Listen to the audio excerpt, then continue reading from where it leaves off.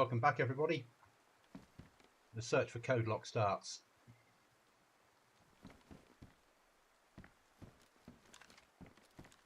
Hopefully you can hear me okay. It's been a few days since we streamed Dayz last.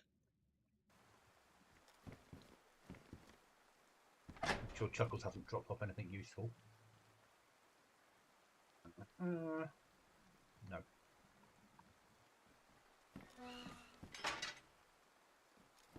Okay.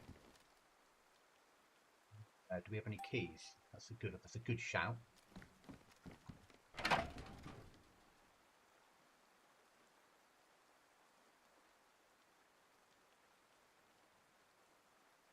No is the answer.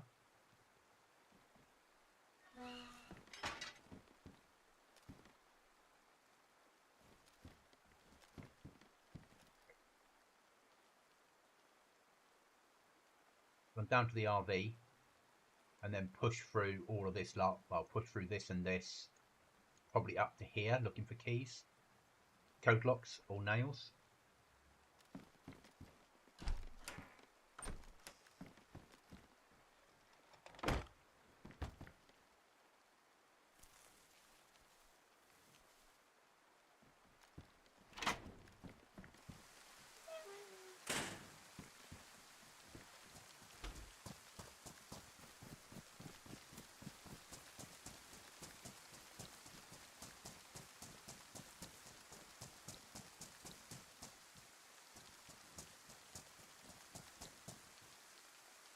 Been a while since we've had a Dayz stream, isn't it?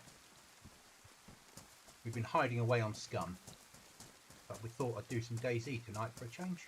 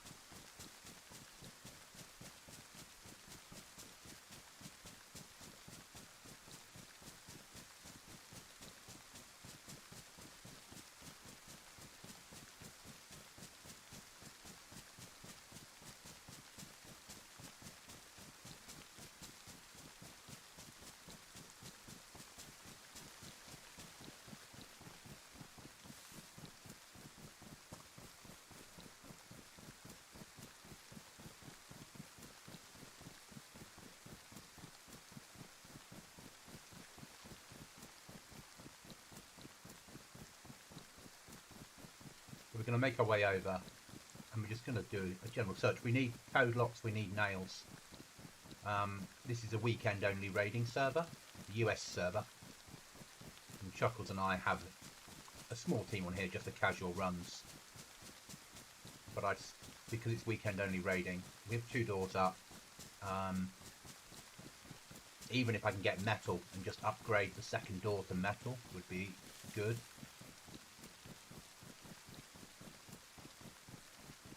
But I've got an idea of how to build my next stage of the build.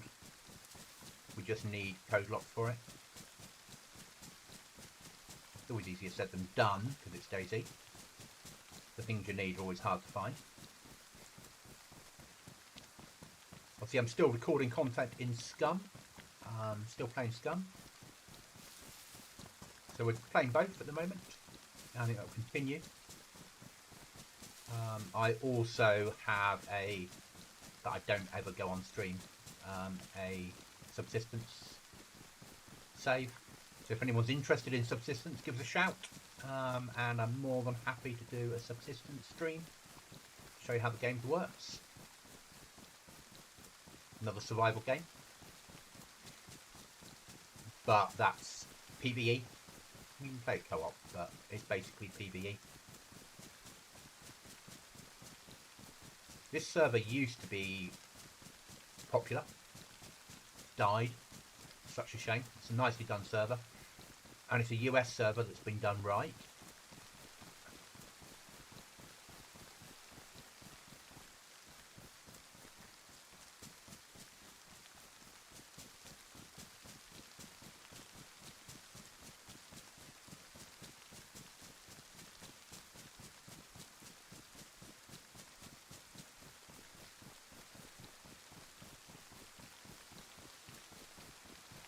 Now, once 1.19 drops, or sorry, 1.29 drops, get this the right way round, I will be streaming GoblinZ again.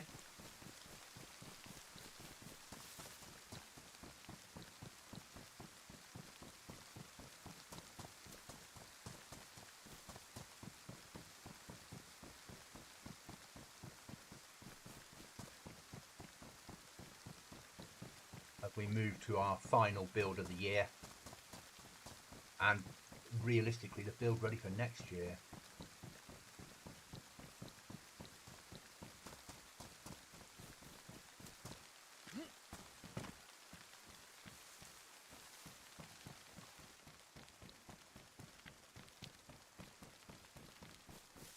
I'm only just going to do a quick run tonight, maybe I'll be on here for about an hour.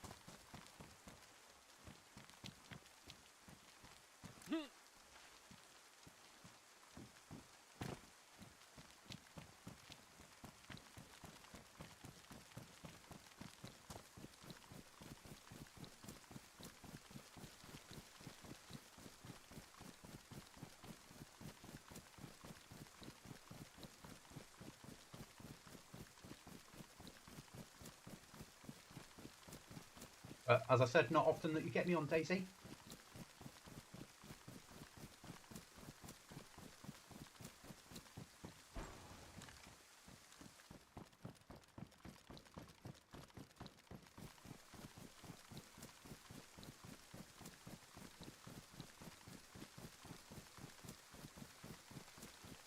Everyone's okay out there on a Tuesday evening. I am. I've at work today and we got a late start tomorrow, which is quite nice.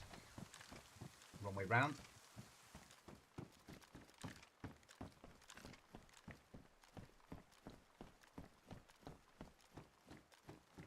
I don't mind buying Codelocks if I have to.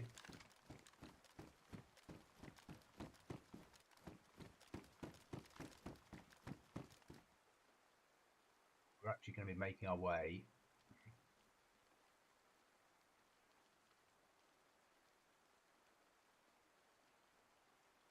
up to like here and then across to there.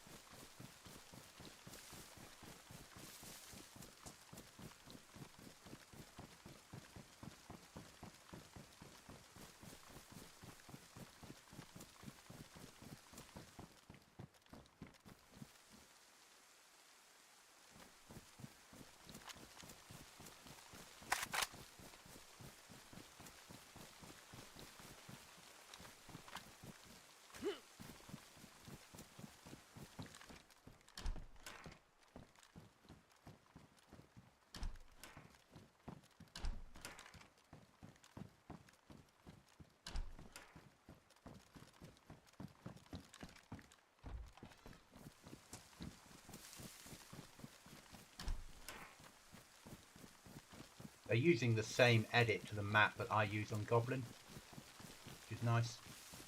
It's good to see that PvP servers are using the same edit as well, or full-on PvP servers, rather than just my survival PvP.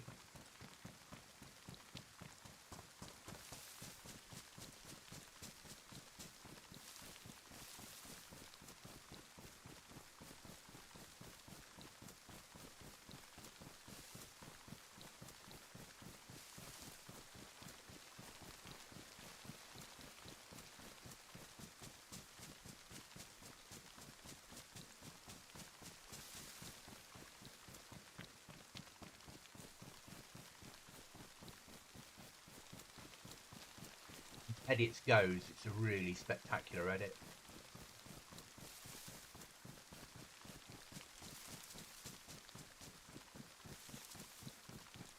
Always think it's a shame when a server that's done quite well drops out of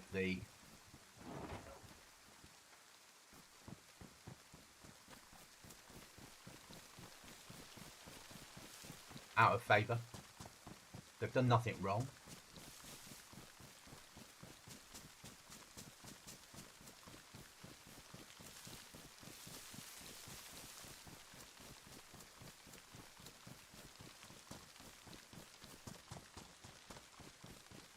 Happens.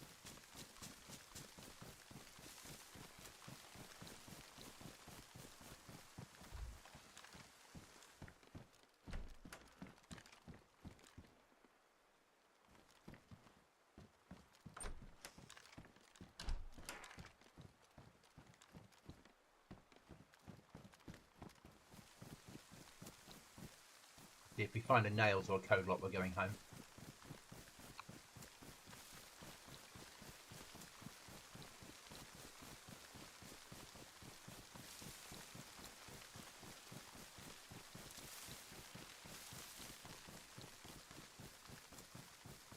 I'm taking a break because I was in Dayz editor trying to convert a .c file across to a DZE file for GoblinZ, and I'll have to manually write it by hand because it can't convert it, it keeps corrupting the data.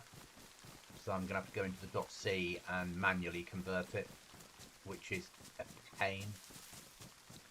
See if I can get that to work. If I can, brilliant. Do a test of it, just like 10 lines, and see what happens. Trying to write a DZE file from scratch that editor will understand and load is certainly an enjoyable experience. Not. Let's check sheds and outhouses.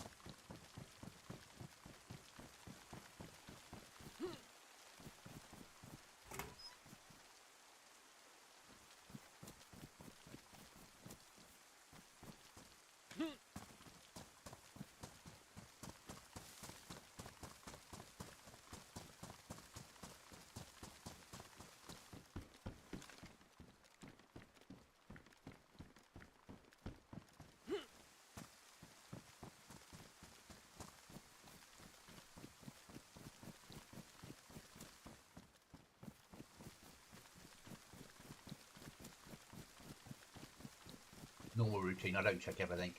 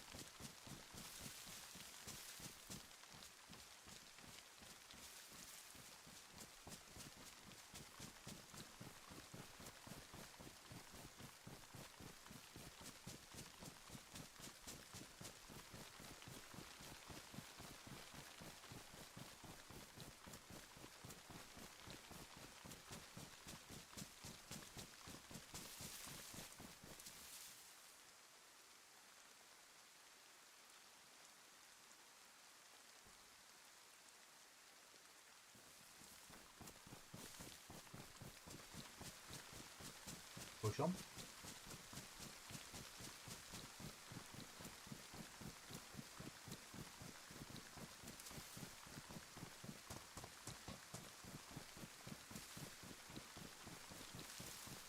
We might also bring some other games into the mix, as long as they fit into the survival world. We're I'm trying not to fall out of love with Dayz, if that makes sense. I love Dayz; it's an amazing game, but I'm a little bit burnt out of Dayz at the moment. So Scum's getting my attention, but I still want to play some Dayz, and certainly when GoblinZ is ready to go on the next wipe, then some of that.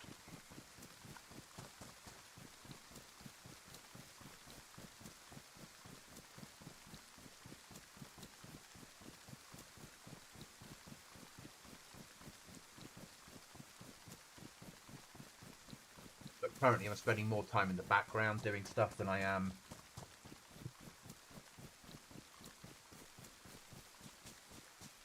playing it.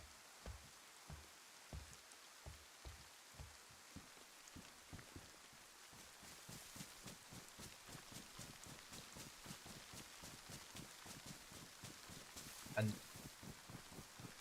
we've been doing less streaming for the last 2 months, I suppose.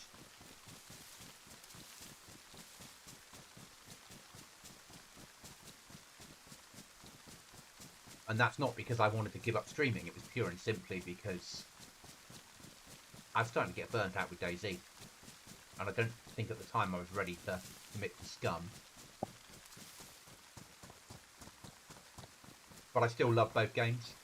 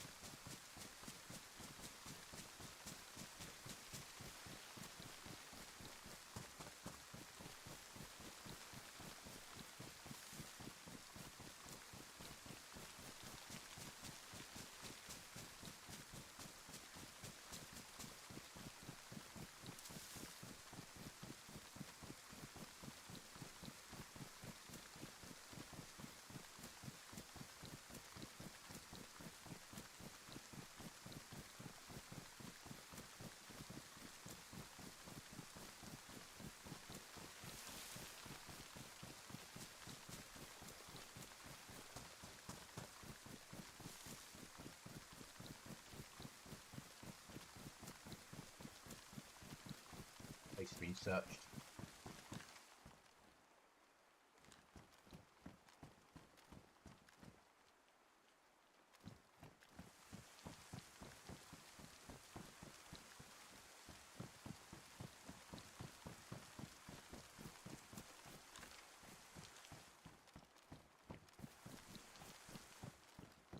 Lack of loot everywhere.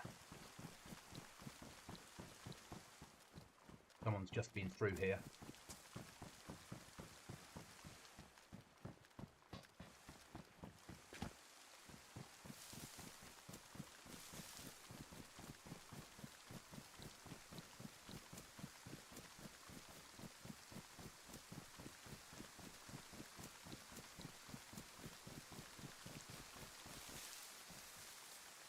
Normally think that's a pretty good shout, but no loot at all. We'll have a look over here. If they're going to hit that, they're going to hit that. That's the trouble. Got no water on us. We got that.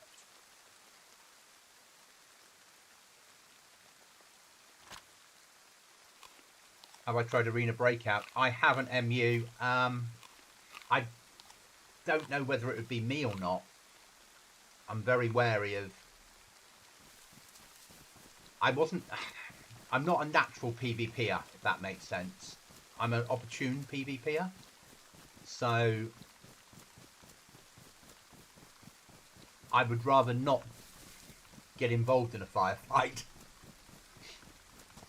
So I tend to die a lot in games that are based around having firefights. Where Dayz, I was talking to Chuckles about it the other night.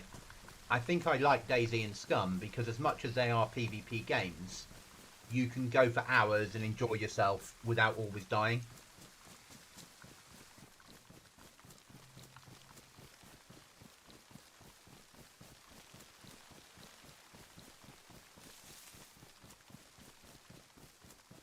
You know, I play a lot of subsistence off stream. Same thing. I can go for hours without dying, days without dying. I can count on one hand how often I die on there. Very, very rarely. Because I'm quite good against the environment.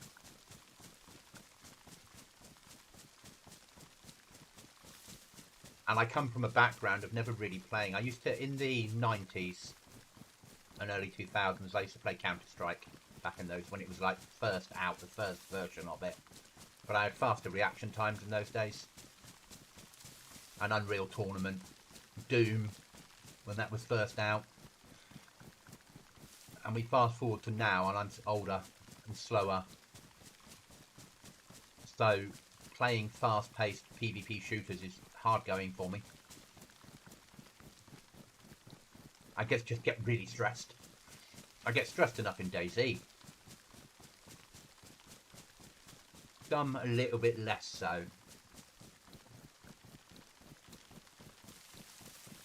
Depending on the server.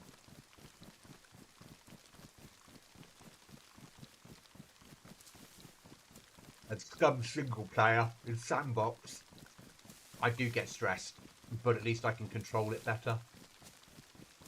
I know it's the environment that wants to kill me, rather than players.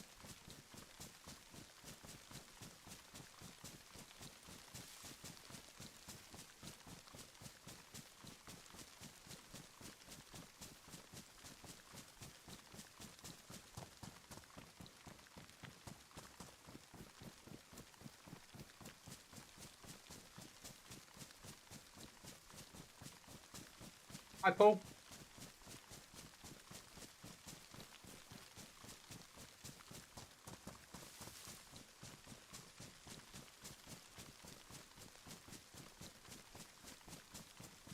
Not often I see my name. Somebody says Chris rather than Goblin.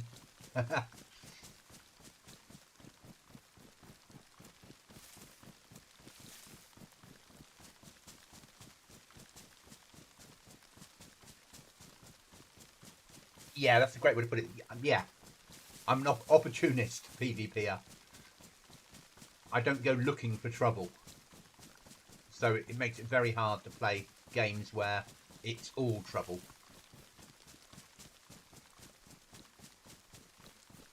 I mean, I beta tested Rainbow Six Siege, and I love it, but I'm just not good enough. And I'll never become good enough if my reaction times aren't there anymore. I'm still that person that sees a player and thinks, oh look, there's a player, and by then it's too late. Whereas when I was in my 30s, late 20s, early 30s, I could see, shoot, and move on to the next. But with age comes slowness, unfortunately. You know, this server's, I'm not going to say dead, they only wiped last week, but pretty much dead. We've got 17 on at the moment. And it's a shame because they used to be like a top 150 server.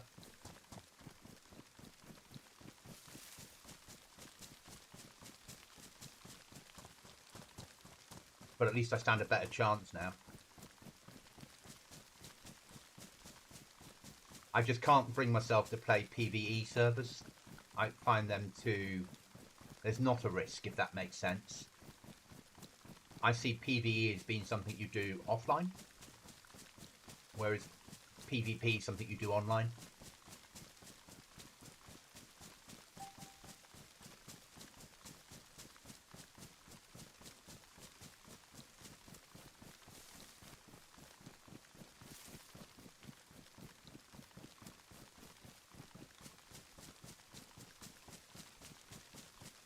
We're after nails, Codelock, or metal.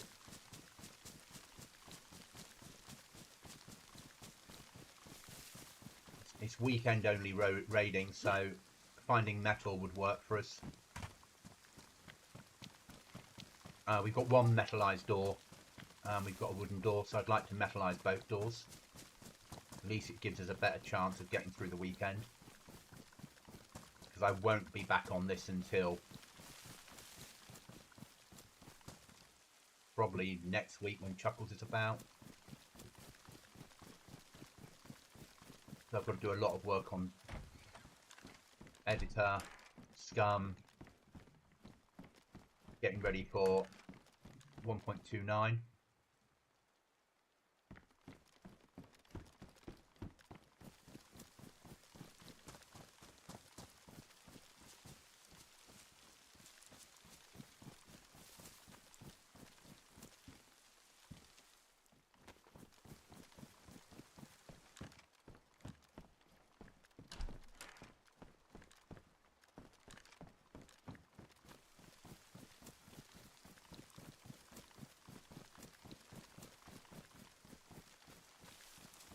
Yeah, I see Dayz very socially.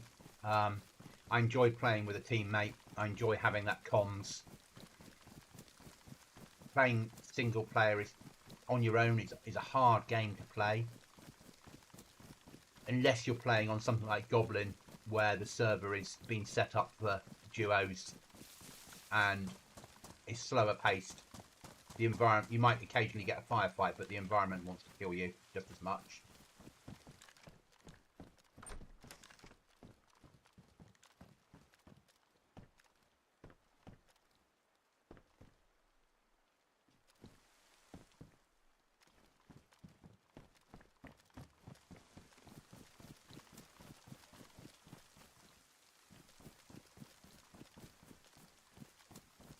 Been right through this place as well.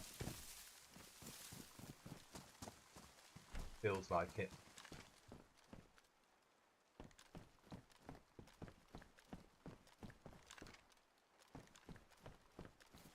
From the sounds of what's happening in chat, there seems to be a lack of nails around.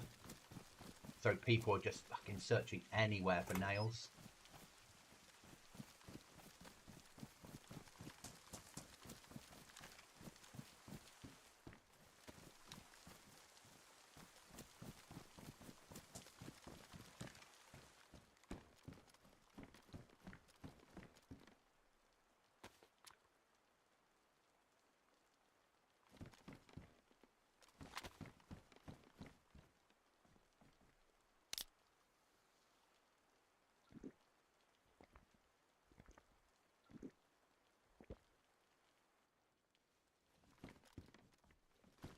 Got enough nails for another door, but we don't have a code lock.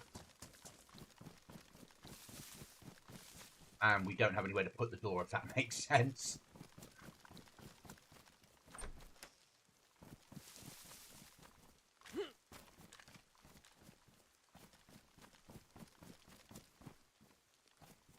Come on.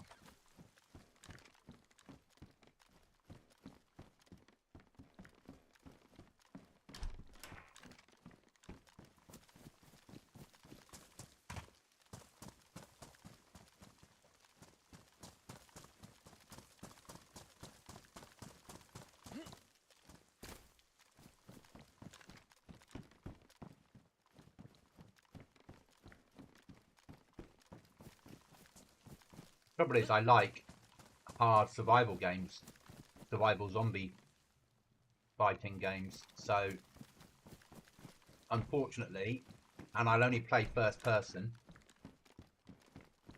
so I'm limited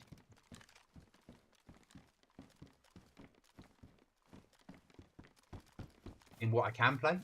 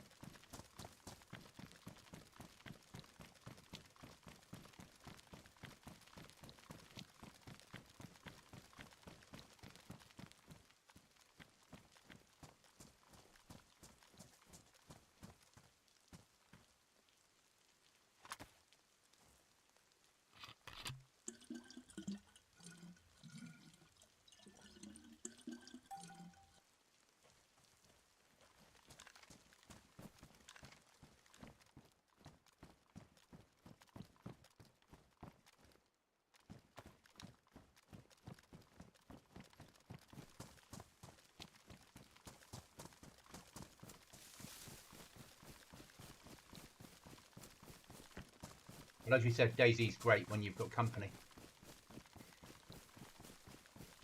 It's a very social game. The people that play this solo all the time, well done to them.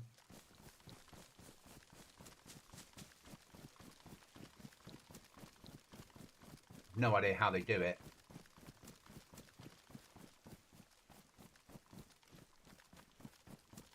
Right, we're going to push back to this and drop off the spare gun we've got.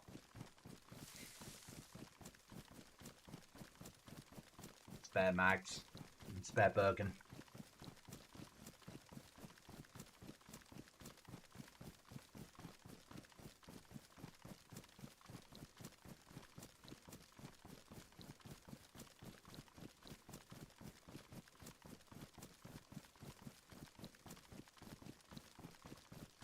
Might be a case of building up supplies and running trader and buying a Codelock. I think they're 15 grand.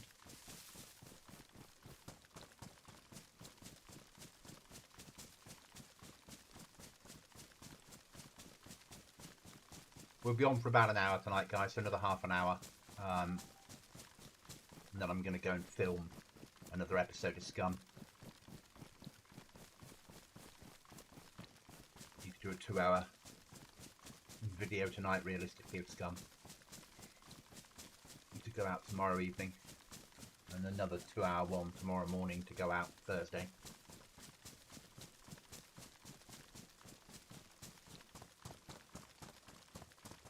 I used to play with Cookie all the time, and Chuckles, but Chuckles is US based and working nights, so we only really get to game together now when he's on his days off and I'm around in the mornings, so it doesn't coincide as often. And Cookie is doing other things, so he very rarely gets to game at all now, and when he does, we tend to play Scum. And I'm not yet ready to stream Scum, so I'm recording it rather than streaming it. I'm really enjoying doing that, me against the world. Yesterday I took down my first bear, I learnt to cook a fire, I cooked food for the first time. I moved my beginning of my base because we were living in bear territory, which was really stupid. When every time I killed something, Mr. Bear was coming to have a look at the kill. So it was just endless pain. Where I've hoped I've moved to somewhere in Scum where I've got easy access to a town that doesn't have AI in it, hopefully.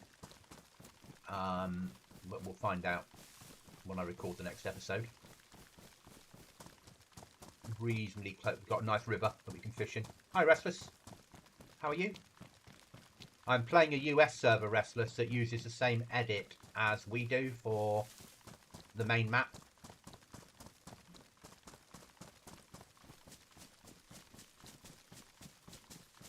But obviously we run it as a survival build and they run it with unlimited stamina and lots of guns and all that fun shit.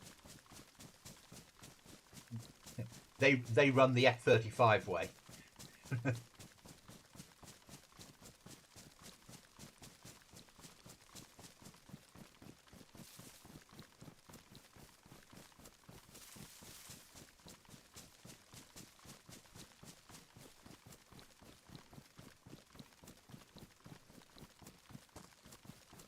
Things are good, Restless. Things are good. I taking a break. I'm trying currently to convert a .c edit for Salisky Island into a DZE edit, which is what Daisy Editor Loader uses. But when I try and do it, I get a corrupted data. So I'm going to have to manually convert every line in the .c file across the Daisy Editor. Which will take a little bit of time, to put it politely. It's a complete conversion of Salisky Island into a battalion headquarters, into the castle redone, a bridge, which I then need to edit so it's broken in bits, a hidden bunker location on there. Reference what I showed you the other night, that will happen. The other stuff that is happening, I'm not going to show you. because I think it's fair that you also experience it firsthand. But I took what you said about getting into my event castle and how much fun that was, and I've replicated that potentially in another area. So we'll still have that, the castle area, but we'll have another area that has got some harder zombies inside for people to get inside, that's not part of endgame. Potentially a new mod as well that we haven't run before, or not run on GoblinZ, that I'm heavily chewing over, will appeal to the ones of you that make content. Drum will love it. Drum will adore it. But I'll talk to you about that offline.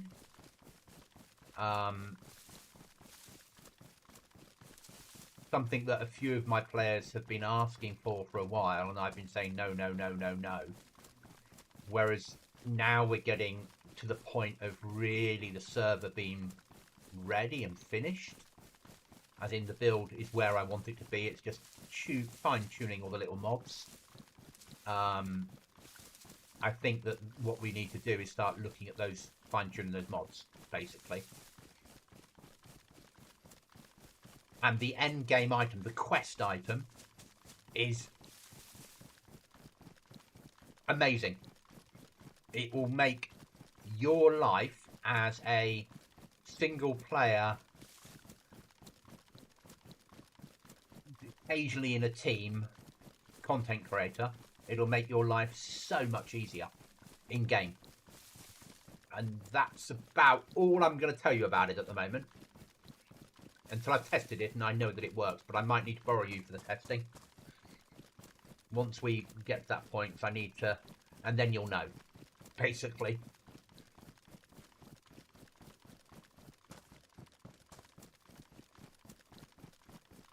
And I'm just waiting for an update to it, which will make, yeah, it'll be a game changer.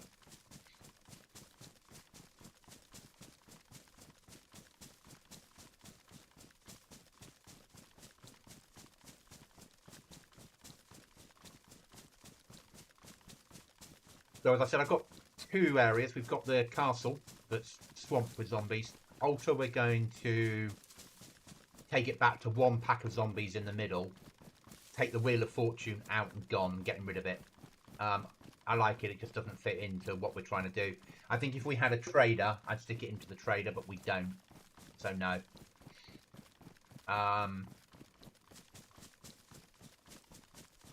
But there'll be a reason to go to Altar, other than, you know, that's where you'll get the ISO container blueprint, so players will want that.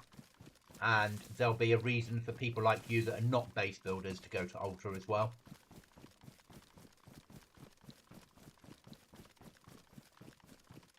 I'm putting something in place that Fresh Life players will have a reason to go there.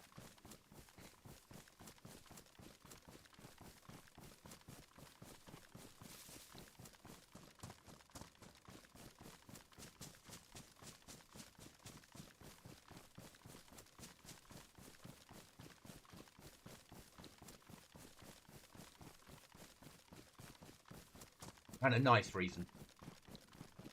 Something that'll make for an interesting content, I think. But I'll talk to you about that off stream.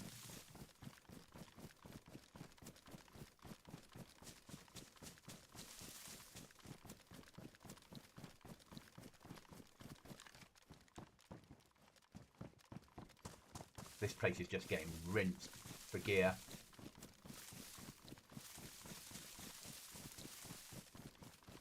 Yeah, I mean, even if you don't want the ISO blueprint, still having access to the other stuff in there, plus what's going to go in there, will make a massive difference.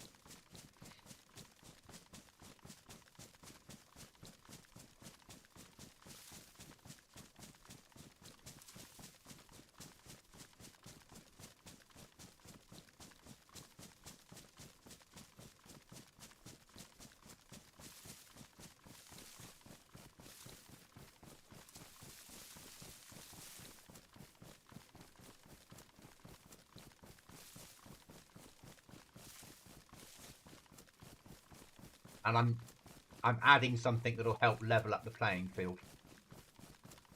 Yeah, as I said, I'll talk to you about it off stream. I'll send you a message and explain my thinking behind it and why I'm doing it. Because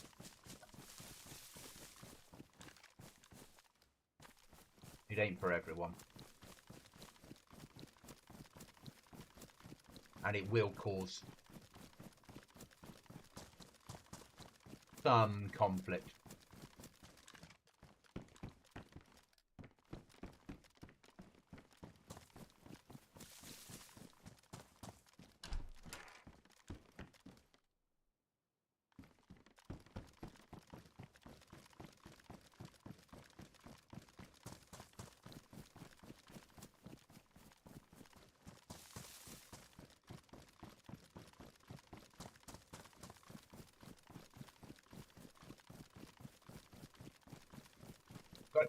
But I think it will improve the server.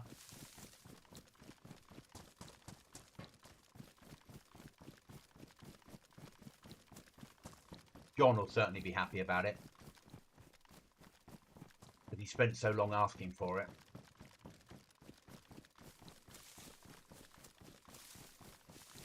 If Drum hasn't used it yet, I think Drum will love it.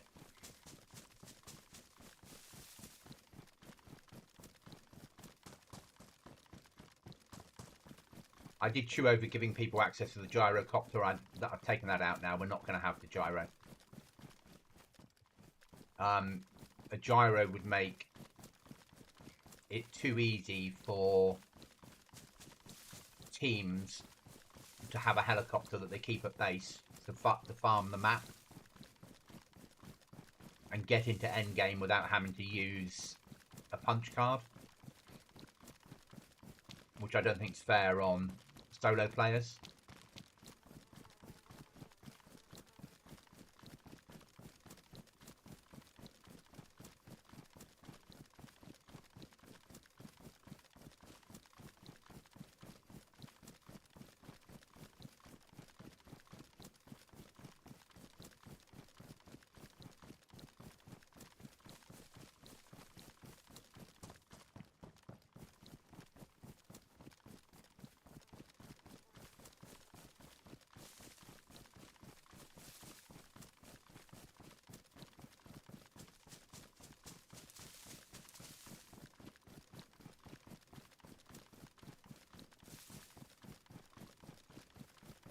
Yes, agreed. That's what it's all about, is getting the balance right in endgame. So my balance for this next wipe is pure and simply getting the balance for the loot crates working properly, making that being outstanding, making that all feel right and work right. And there's a lot of work going into it. A lot more of it I can't do now until I've wiped the server, because I need to place boxes and go and check that they're in the right place and move them up and down and set them on things so they look right. And then get the balance right of the loot that's inside. But you've got some idea of what that's going to be. Once I've set the whole file up, I'll run it past you what each box is and why I'm running it like that. Evening, Gurmit. And then the aim then will be to work on endgame. And this endgame item will make life a lot easier for solo players over duos. And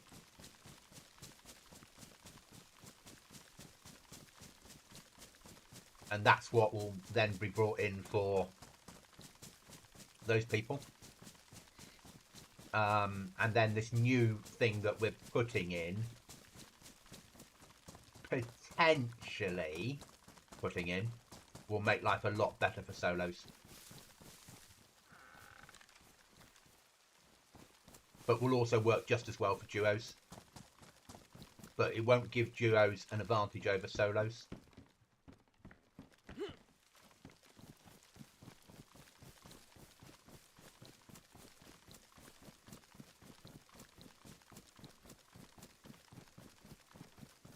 The endless search for nails and code locks is endless. when you see people less than a week into server wipe on here saying, "I'll trade metal for nails," that says it all. You can't buy nails at the trader.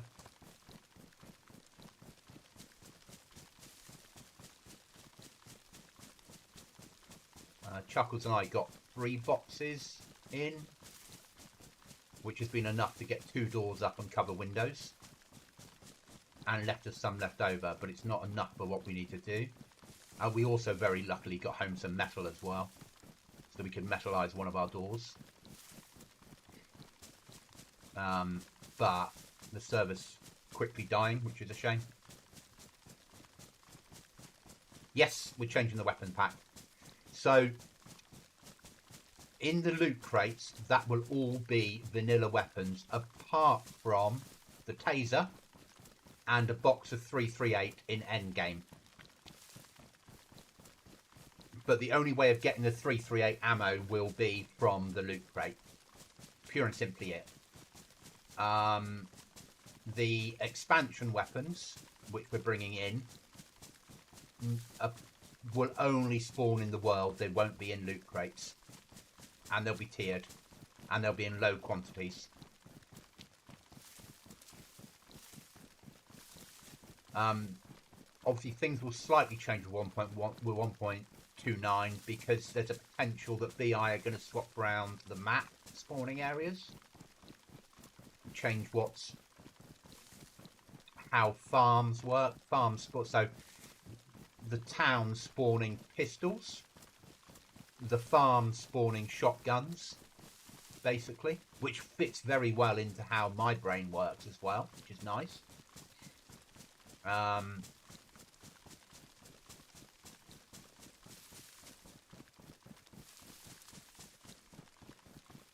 But yeah, so going to expansion weapons pure and simply because they always do updates. I can't trust any of the other ones too, and they don't have a massive amount of weapons, so I don't have to edit out hundreds of weapons we're not going to have.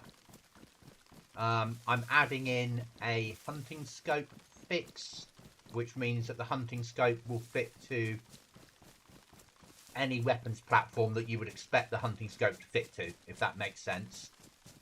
So if you pick up a Russian Dragunov, you can stick a hunting scope on it because it's got a Patani rail, it's got a rail on it, and you've got something with a rail attachment. So not an exact science, but things will fit to weapons you'd expect them to fit to. So they're little quality of life mods more than full on everything changes. The end game loot, yes, the raiding tablet will be an end game, 100%, because that makes sense, and I'm probably going to alter how that works so it doesn't take any damage, but the batteries get used up quicker, so you have to collect military batteries to raid people.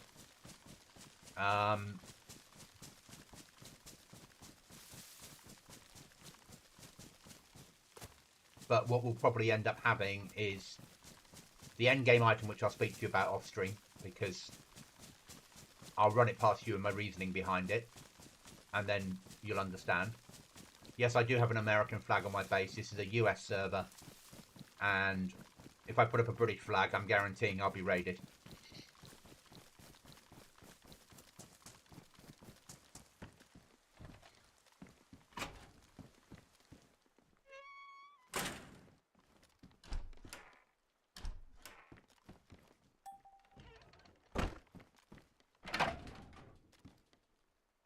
Right, what we're dropping off, what we're running to trader. Right, that's for sale. That's not. That's a spare mag for my gat. That's for sale. That's for sale. G36 is for sale. But we'll keep the mag.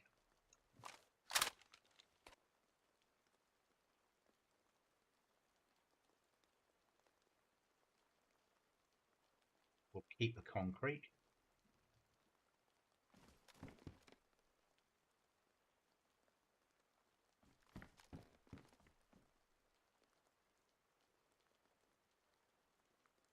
2 flags can be sold.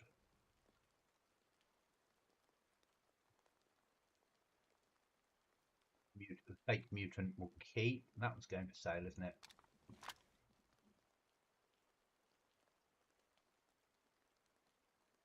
Got in there. Can be sold.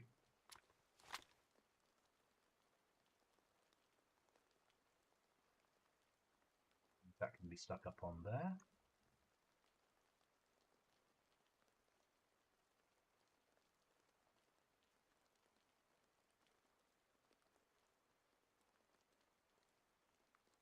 Anything else we need to keep?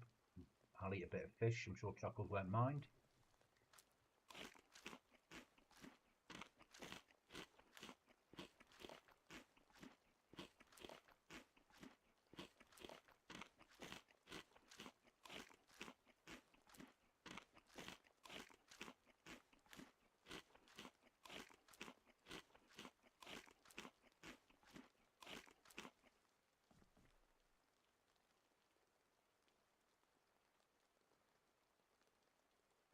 Drink that can of drink.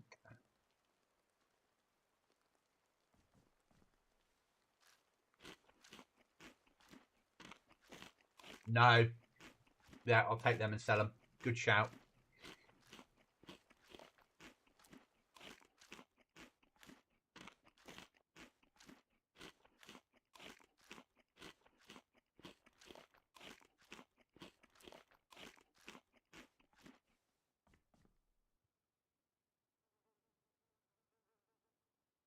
Sellable. Keepable.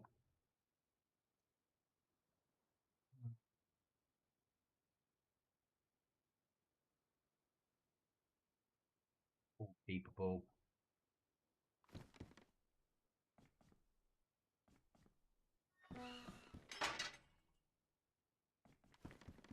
Let's set an RV on Trader.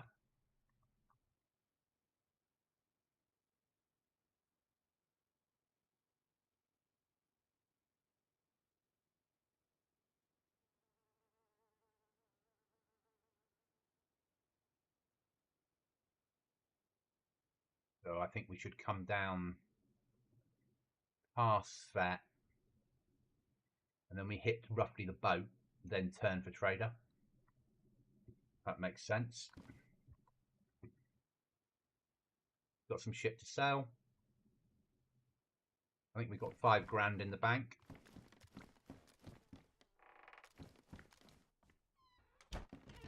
Got emergency can of drink if we need it.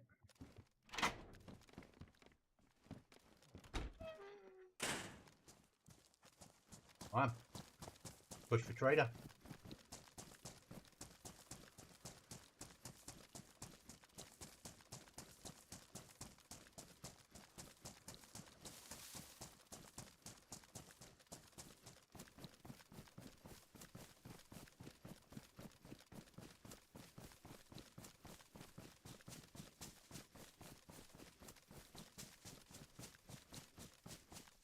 Oh, guys, I've forgotten.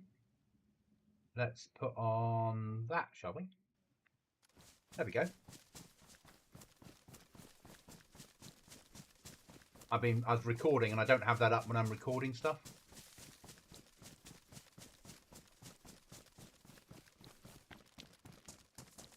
But the road to 700 is getting closer, followed by the road to 1,000.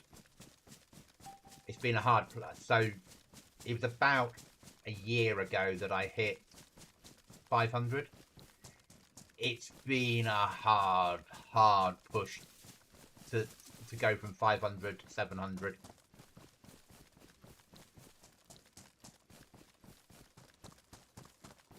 There's no choice about it. It's taken its time.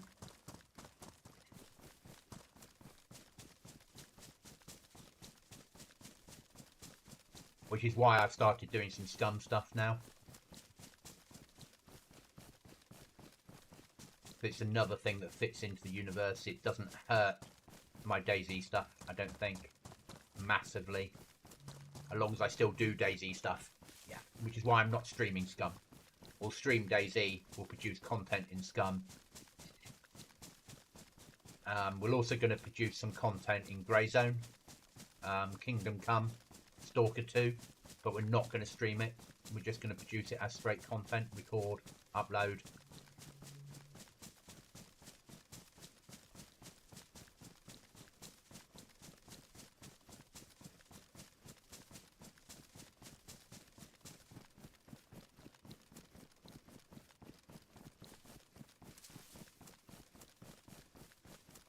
I know I will, Gurmit. I know I will, but Dayz has gone pretty flatlined for me, which is why I've got to try other content that fits into the survival world. I think there's a certain amount of people that will watch PvP servers, but it isn't endless. Most people in the Dayz world that watch streamers watch adventure players. You know, the people that will be, I'm doing DRR to complete the mission, I'm playing the mouse to complete the mission. They want that story, which isn't me. In Dayz, I like this world in Dayz. Scum seems to work quite well because it's a bit more hardcore. Things like Stalker works very well because you've got defined missions. Grey Zone works, defined missions. So it's about finding other stuff, but if I stream those other things, I lose Dayz followers. So I'm wary of that. So Dayz I still have to stream. Once I've got the new wipe of GoblinZ working, then we'll do some more Goblin stuff. We'll stream a bit more Dayz because we'll stream the Goblin server when we're into the new version. Take that.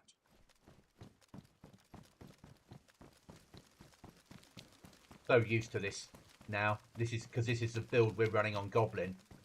It's just like, this feels like home.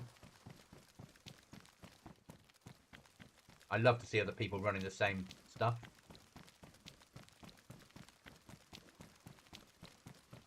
Jedi Survivor.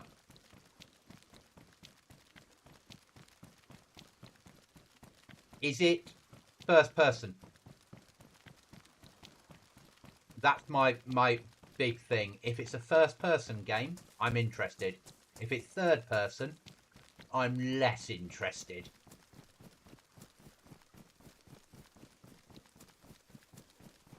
I can't play third person games. I say that. I bits of Scum I'll play in third person. If I'm chopping trees down, I'll switch into third. If I'm driving, I'll switch into third. If I'm piloting a boat, third.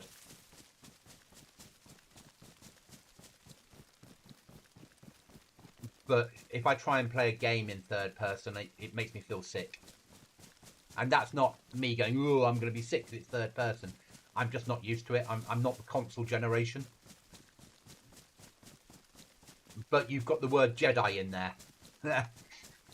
I'm a Star Wars fan.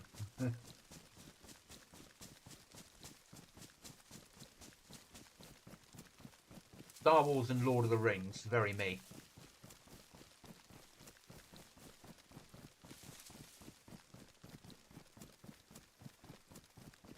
Yeah, third, I can't do third.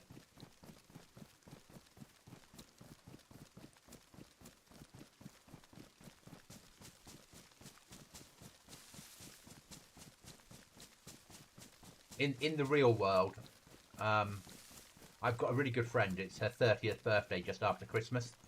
And she's quite small. And I've always called her Hobbit. And she refers to me as Gandalf because I'm old and grey. Yeah, thanks for that. And I've been invited to her 30th. And it's a face mask party. Everybody comes with their eyes covered, face masks on. And she's like, if you're coming, I am coming. She's like, you've got to come as Gandalf. Oh, have I now? So, between now and January, I need to get a Gandalf costume set up.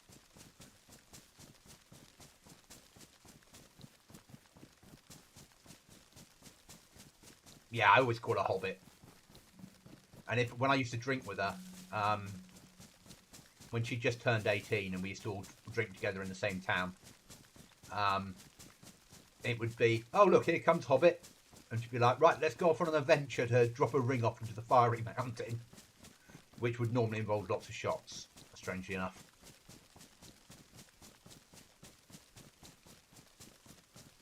But yeah, I'll be going to her 30th more than likely, dressed as Gandalf the Grey, if I'm not busy doing other shit.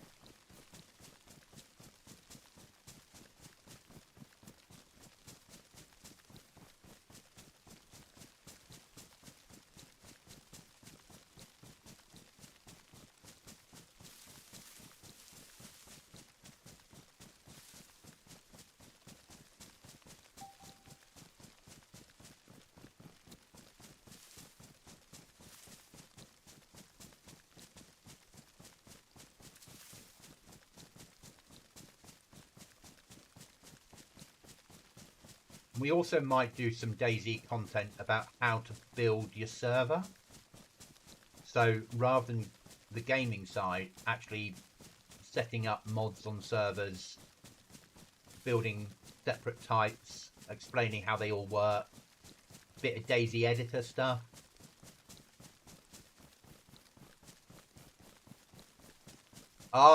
Did you used to play? Oh, you used to play Did you used to play Lord of the Rings online? Or no, Chuckles did. So I used to play Lord of the Rings online. Chuckles used to play it, but we didn't know each other back in those days. Oh, Lord of the Rings is just it's amazing. Just if you like Star Wars, you should like Lord of the Rings. I'm a massive fan of Game of Thrones, and I would refer to Game of Thrones as the adult version of Lord of the Rings.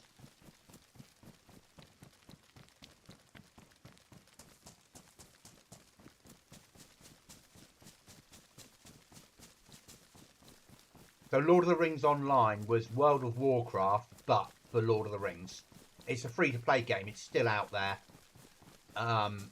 It's certainly not. It wasn't when I played it. It wasn't free-to-play. It was a tenner a month, $9.99 a month to play it. Amazing game. It's all I played for about 4 years.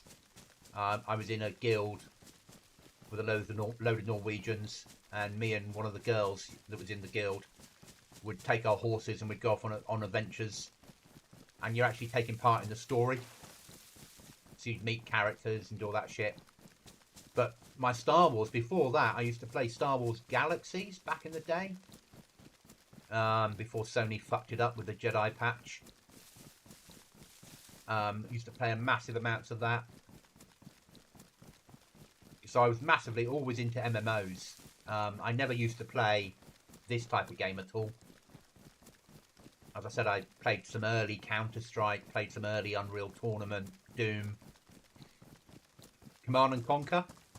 Played that back in the days of connecting two PCs together using a serial cable through the printer port, so you could play player against player in the days before the internet, or the days before the internet that was any good.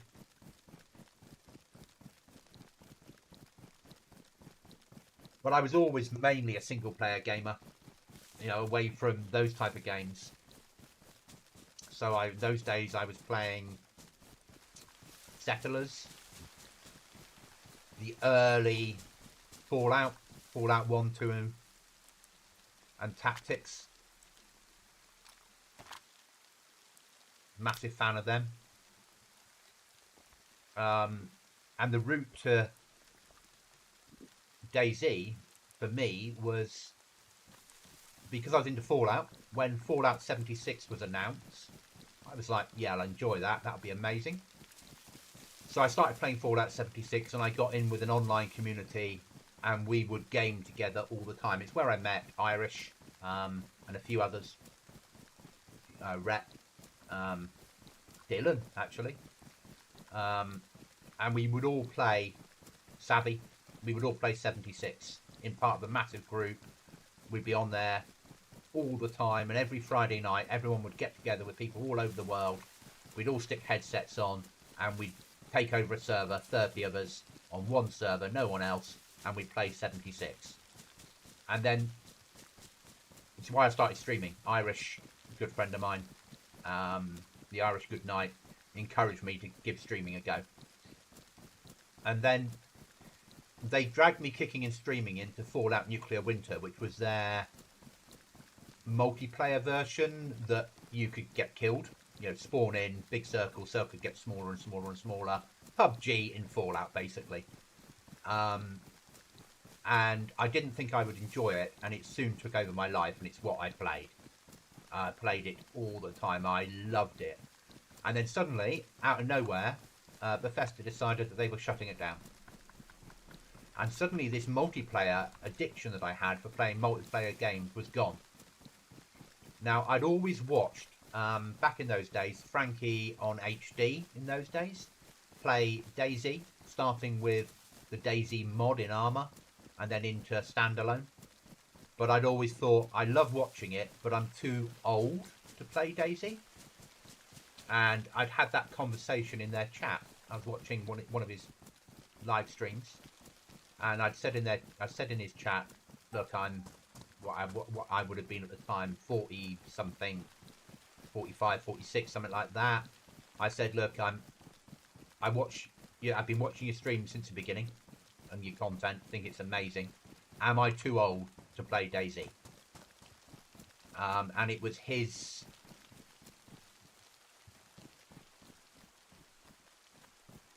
people in chat that were like, no, you're certainly not too old to play Dayz. You'll find a server that's right for you. Give it a go. You know, go ahead and buy it. You'll be okay. It's a massive learning curve. But as long as you get past that first, we'll call it 100 hours, you'll be okay. So at the time, Dylan was a committed gamer, not anymore. New job, and kids has taken him, and marriage has taken him away from gaming. So I messaged Dylan. I said, look, I've been watching these Dayz streams, and I'm really interested in it. And he's like, so have I. I was like, okay, I bought it. And he's like, so have I. And we downloaded it, both logged onto the same server. Now, one of our joint friends who used to game with us, Savvy, already had Dayz, but hadn't played it for a while. And he's like, Savvy, can you come and teach us how to play Dayz? And he came in, we met up with him on a server, he gave us the basics. They took me on the mouse, they killed me, and when I got back to the fireplace, they fed myself to me. Good of them. And here we are. However many thousands of hours later. And it has been my primary game for 6 years now. And this year was the first time that I've got burnt out in Dayz. Always before, my other friends would go, look, I've had enough. I've been playing Dayz solidly for 8 months. I need a break. And I'd be like, yeah, I don't get that. I just carry on playing Dayz. But this year I was like, no, I've had enough. I need to have another game to play, which is where the endless search for that game came from. And I've settled on Scum.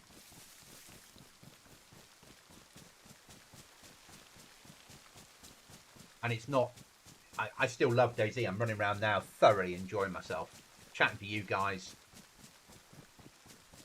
as I run to a trader to try and make enough money to save up to eventually buy another Codelock.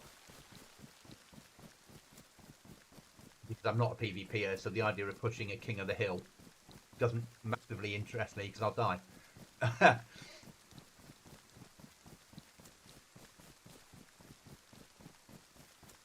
That's the thing.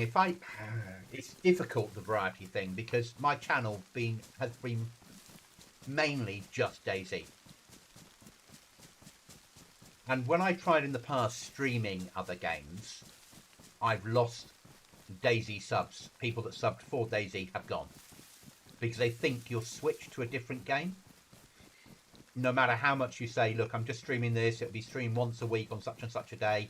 People don't like it. So I have to now manage myself that I will stream Dayz. I will make content in other things. People seem to tolerate that you've got a video coming out in Scum, Grey Zone, Stalker, Kingdom Come Deliverance 2. that they're fine with that, as long as it's not the game that you're streaming. For me, certainly. Okay, mate. I'll look at it after the stream, Gurmit.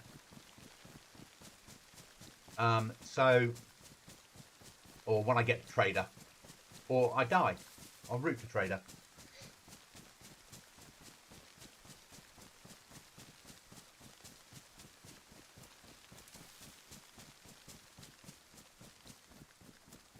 So, the whole... I love Dayz, but I didn't want to lose followers. Subs, because you work very hard to get them. Losing them is not part of the game. You're not aiming to do that. So it's just finding that happy balance, maybe, is the way of putting it. So at the moment I'm doing a couple of videos a week, maybe 3 videos a week in Scum. But they're not being streamed, they've just been put up as videos, and there's no schedule to them. You know, we'll run this, what been on for, hour and 12 so far. I'll probably play this now till 10 o'clock tonight, and then spin it off to another hour, roughly. Hour and a quarter. And then tomorrow night I'm working late, but I'm starting late tomorrow, so I'll probably record Scum in the morning and upload it.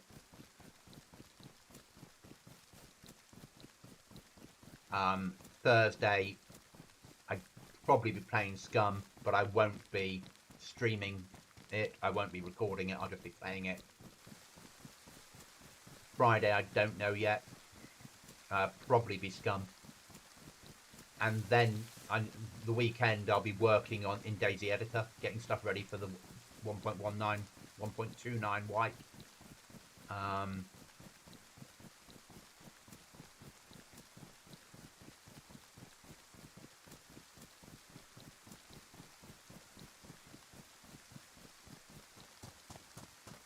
That's the next biggie.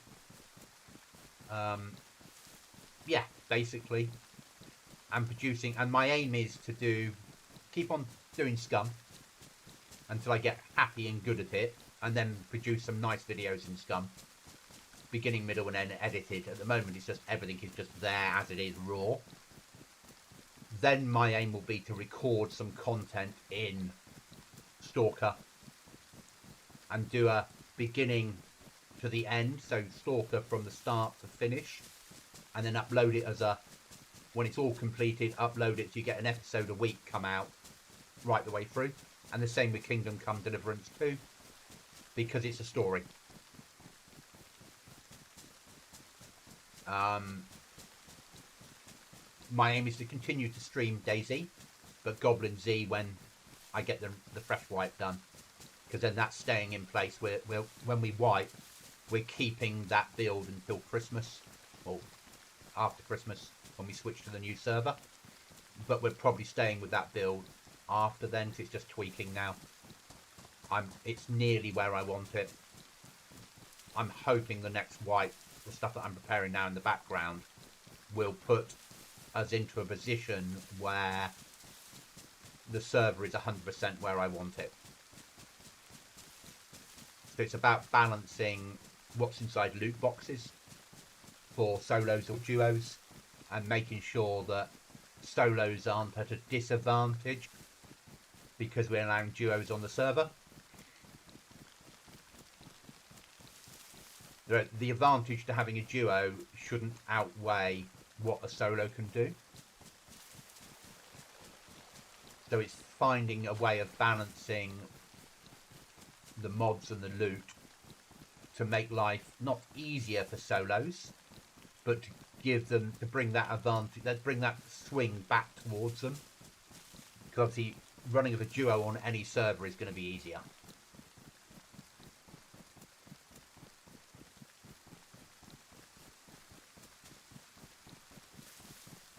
And I think I've worked out how to do it. There'll be 2 mods. One will be an end game item, and the other one will be something that you can have from early, And by end game, that doesn't mean you complete it and then you finish with the server. You can complete end game as many times as you want. Probably you'll want to, because we're making it slower and it will be harder.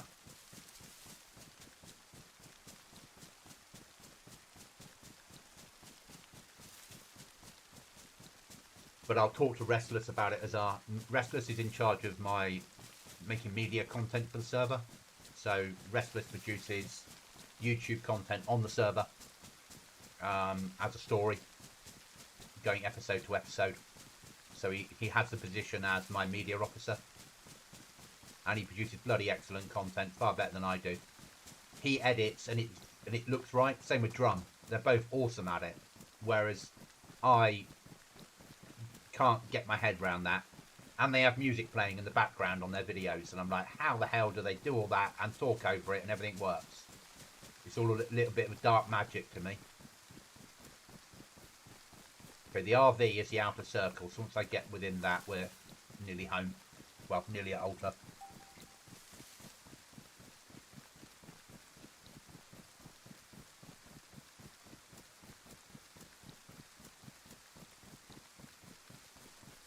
Must not sell AKM. Remember, we can't sell the AKM. Last episode of the season is tomorrow. Wow.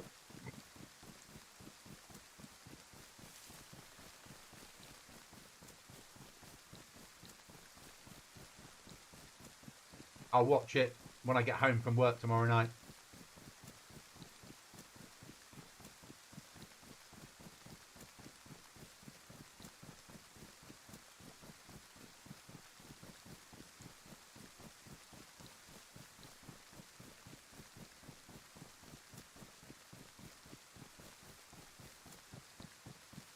But Drum and Restless playing GoblinZ has been the best thing to happen to the server from a produced content point of view.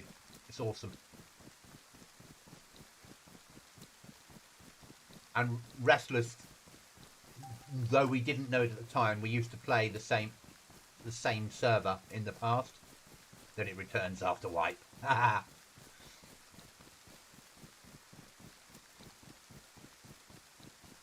We're close to the next wipe though now, aren't we? Realistically, 1.29 is not that far away.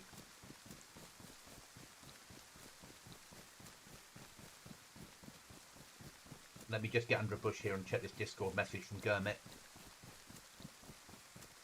because I'm a nightmare with that.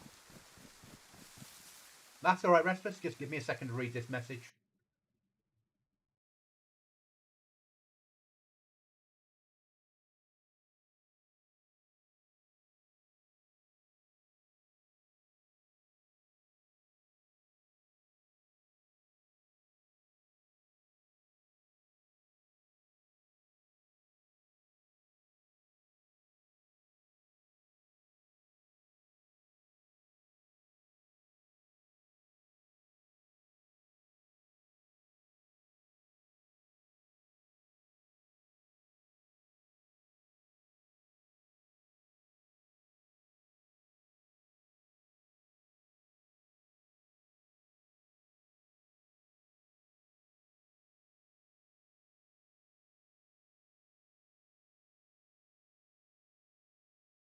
Right, I'm back. Let's get in. Yeah, it's not that far. I mean, they put that message out yesterday saying that they were just working on stability and getting it running well on servers. So that tells me that they're close, and they realise that people are starting to go, when's it coming, when's it coming, when's it coming? But they also understand that they need to put out a polished product. I think there'll be a fair amount of stuff in the background they're doing ready for 1.3.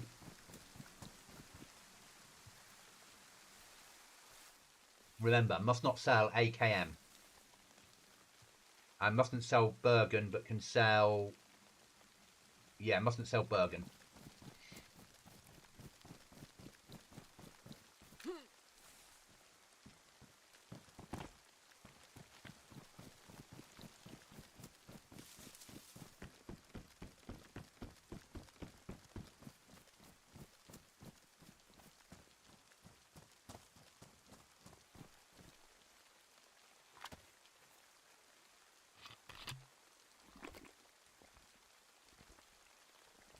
Must not sell AKM. Must not. Because I know what I'm like. You run in there, you go, sell, sell, sell, sell, sell. Oh, shit.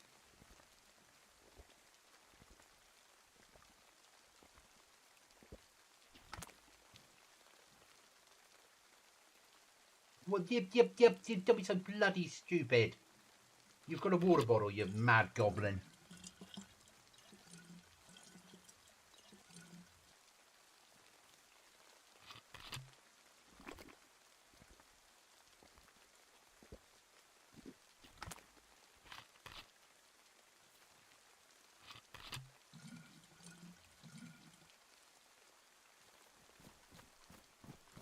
Item. Weapons.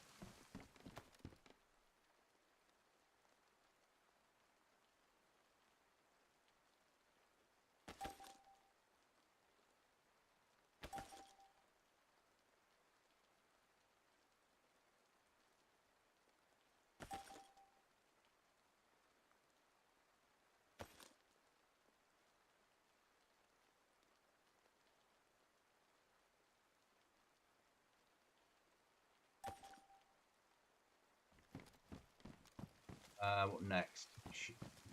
Base building shit.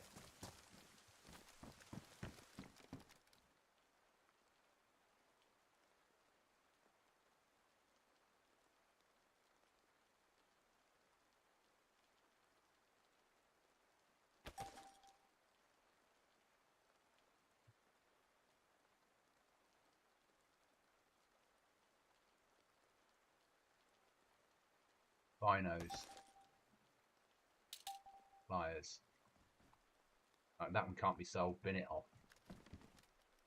Anything else? Keep that.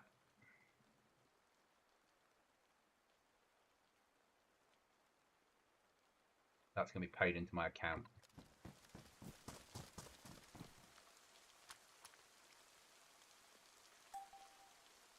We've got 10 grand in there. We need 15 for anything useful. So, where's my nearest military? That's away from bloody airdrops.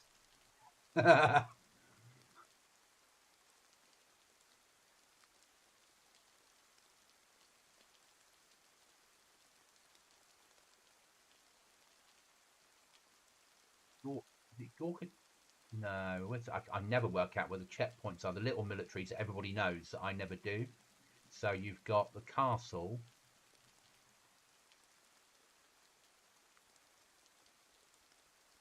Up from there. There, isn't it? So, come out, bring that down.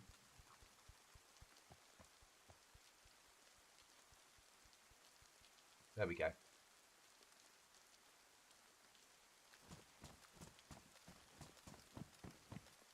There is no way on God's earth that I'm pushing. With those two happening at the moment around the drugs trader, BM there, that circle there as a solo, nah, forget it. All I want to do is get some shit guns to sell to the trader that then I can convert into... I didn't bring my money with me, did I? No. That I can convert into Codelock.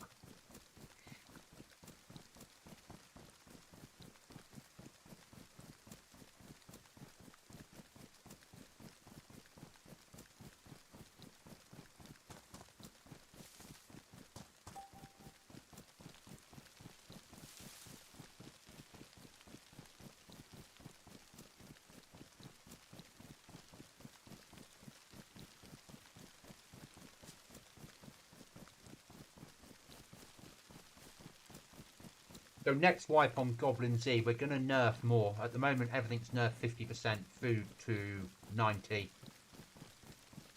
weapons and ammo a bit more. I love our Novi, it's wild in there. We're keeping Novi, mate. I understand what you said. We're keeping it. It won't be...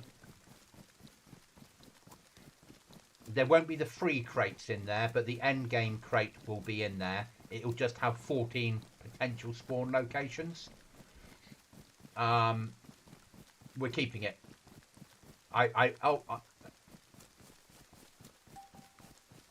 Ultra's becoming easier because of what I said about it needs to be. I saw too many freshies join the server, first time ever on the server. I would log in, God mode, I'd watch them move up to Ultra. I'd then, in God mode, go and watch them at Ultra. They'd get killed by the zombies at Ultra. They'd then log out and they'd never come back. So I recognise that Ultra needs to be one pack of zombies around the area where the crates are. So you've got a chance of getting in there, dealing with the zombies, opening a crate and extracting. With some good loot. To give players then that are new to the server not a starting pack, but what feels like a starting pack. Like I'm in here, it's a harder server, it's taken me some work, I've got to alter, I fought my way past those zombies, I've opened that crate, wow, I've got enough stuff to survive and a pistol. I'll extract now. Yeah. Yeah, I build crazy servers, I know that.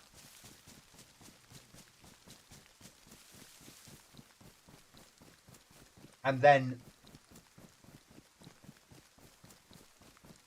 what at the moment, the hardness at the moment of Altar will become the same sort of level of the new Green Mountain. There you go.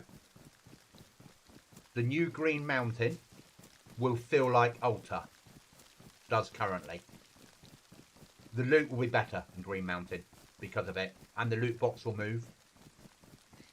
There might be two in there that move around different locations because it's a different Green Mountain than you're currently used to. Every military area now on the map gets gassed. So I've rewritten the code on GoblinZ. So you know how I have flashbangs that explode automatically? I've learnt that I can set the same for gas grenades. So now when you're within 300 meters of a military camp, it'll spawn in a gas grenade and then blow it up. And then spawn another one in and blow it up. And it will keep doing that, and there'll be little pockets of gas everywhere. I'm loving it. It's a new one. I've got to now experiment a little bit with landmines and see whether I can get a landmine to blow up the minute it spawns in, because that would be a big boom, far bigger than a flashbang. And that would be an interesting mechanic for the future to play with. But I can't do it while any player might have landmines on them. It's not fair if they've got them in their base, they spawn in, landmines spawn in, and it blows them up. So I'll do it when I'm in testing phase for when the server's down for the update to 1.29.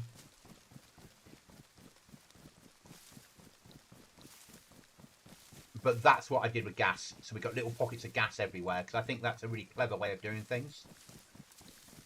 And it feels like... So it's 12 years after the outbreak. People had gas grenades. They were then became zombies. They've been running around with unstable gas on them. Of course it would blow up and disintegrate. So in my head, I can justify it. And I think the things blowing up like that and bringing atmosphere to the map is better than killing a zombie and getting gassed. As fun as that is, I think running into military, knowing that and then seeing that you've got little pockets of gas all over the place, and having to pick a route that doesn't involve the gas, when you know that there might be somebody watching you through a scope, makes for a fun experience.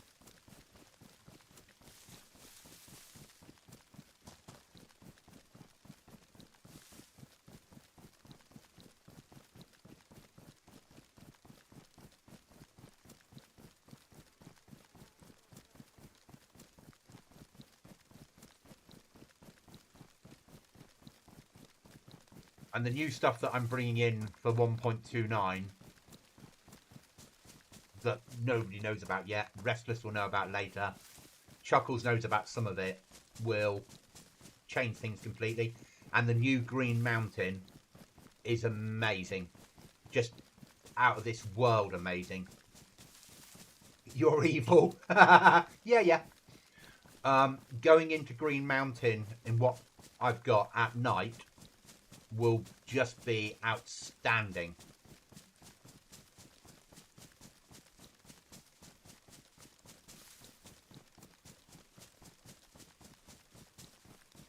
I know I'm a little bit evil. I get that.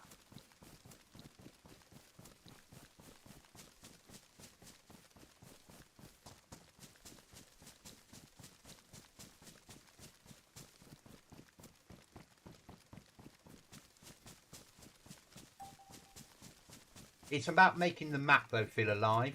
It's about making a low pop server feel dangerous. And that's what I've tried to always do. I try and make, I think I described it with Restless back along. I try and make a PvE server that really is PvP. Or a PvP server where the environment wants to kill you. So even if there was no players on, it's still hard and you still might die. There's a risk. So running it solo doesn't feel like you're getting away with anything, or you can farm things easily. You know, having the fact that airdrops are now only player called. So at the moment they're a bit easy. In the future, you're going to have to get a key for... So, future for airdrops. At the moment, you'll find the flare gun and the flares around the map. On the next wipe, they'll be in the coastal crates, which will be washed up on the shore. So you'll find a key for a coastal crate, you'll search the shore, you'll find a coastal crate, you'll open it up, and then you'll have the ability of calling in an airdrop. When you call in that airdrop, it will have 60 zombies on it. So, but then you can get better loot. So it feels like the boat's washed up on the shoreline, and with it is an emergency flare gun to signal for help.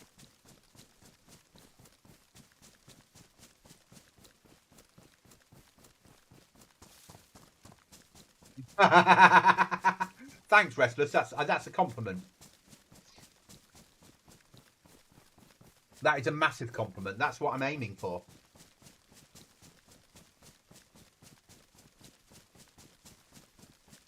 But I won't put on the skill thing where you have to learn skills and you can't light fires when you first spawn in.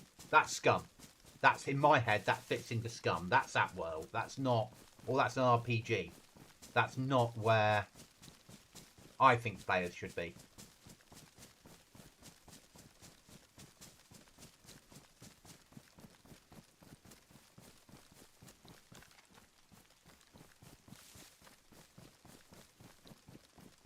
But I love the fact that people think like that. That they're like, bloody goblin, what's he doing?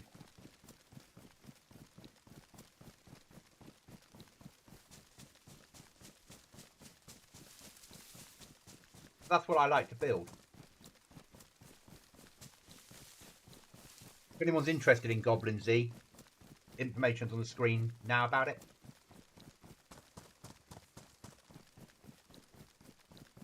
So this is not what I'm running now. I'm just running a pure normal PvP server at the moment.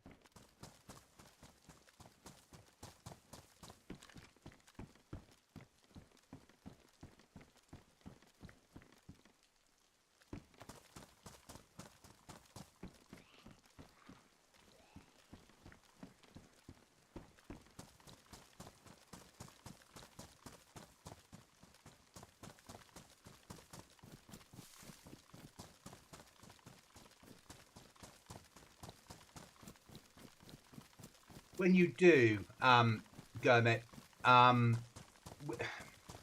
we've got a server we're playing on, and there's a place in the team for you. The thing with Scum is it's a massive learning curve. I would say start off with Scum, play it in Sandbox, which is a single player version of it. All the same game. And you can learn how Scum works. But it is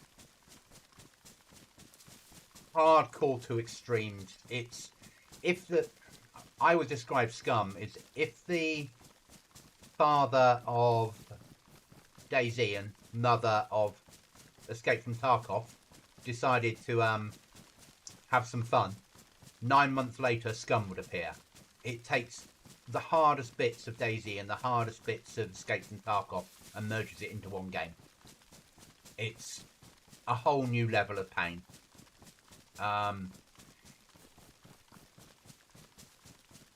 Spawning in as a prisoner with hardly any loot and having to make everything from scratch, down to making knives, making guns, getting the right food, worrying about the right if you only eat fatty foods, you'll put on weight, and if you put on weight, you can't run. You have to worry about balancing your food groups. If you get ill, you need to work out what's wrong with you and go and get the correct meds to fix it. But it's not like Dayz where there's 4 meds. There's like 25, 30 different meds. There's AI in there. There's different levels of monsters. The better loot is underground or in military camps, which have got big fucking robots that patrol them that will shoot on sight. The AI, you might be lucky and get them with bows, but equally you might run around a corner and they've got fowls. You might spawn in the Arctic, in which case you'll be freezing, and lighting a fire and getting out the Arctic will be all that matters. Obviously, we picked up a refrigerator. Getting this home is more important than running it to trader.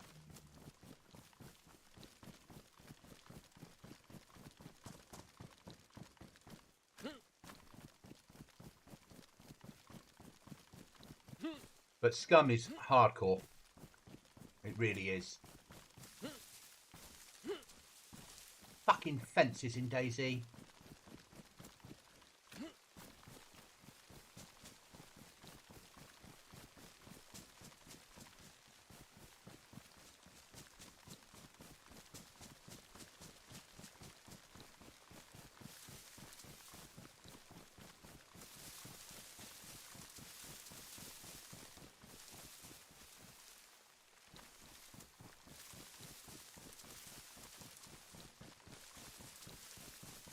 But it isn't for everyone. I love Scum. I love Dayz. I like how hard Scum is. Though I'm doing stuff now, like when you're running in Scum, you auto run with Shift and W, and then you move your mouse wheel to run quicker or slower. I find I do it in Dayz now.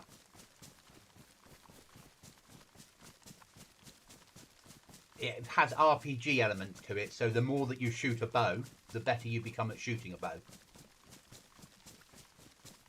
You spawn in real game with a bank card on you, which is how you access money in the ATMs in the traders. But if you get killed and you've got your bank card on you, the person that picks it up will run it into trader and will empty your bank account. So the first thing you do is you destroy your bank card. You can build, you can grow stuff, you can do stuff. And we've also got the GoblinZ Scum server as well. But I would say the first thing to do is to play it in single player mode. And as annoying as the training is, go through the training, because she will teach you how to make a knife, a spear, light a fire, eat some food, build a shelter, make a box, put a flag down, which is all stuff you need to survive. The game is very PvE, with PvP as well. So even on a empty server or single player, there's a massive amount to do.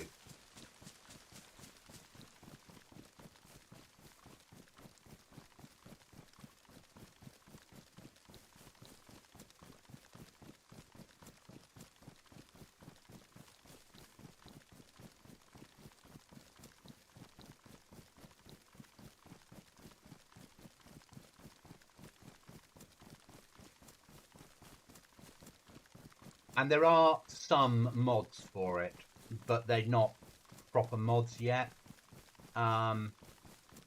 You get fame points for doing things. So you kill Zeds, you kill animals, you survive, you do certain shit, you'll get fame points. And fame points can be used to unlock more stuff you can buy and sell at Trader. They can be used to spawn on the grid square that you live in or you want to spawn on. Or if you get enough to spawn in your bed in base once you've got a bed. You've got... there's so much to explain. There's quests. If you go to a trader, there'll be a book on the counter next to in the general store. If you click on the book, you've got quests you can accept where they'll pay you to do certain shit. Yeah, she is a pain in the ass. If you press escape, options, and turn off Dina and survival tips, you'll get rid of her. I think I've got a video up of how to get geared in Scum in 10 minutes.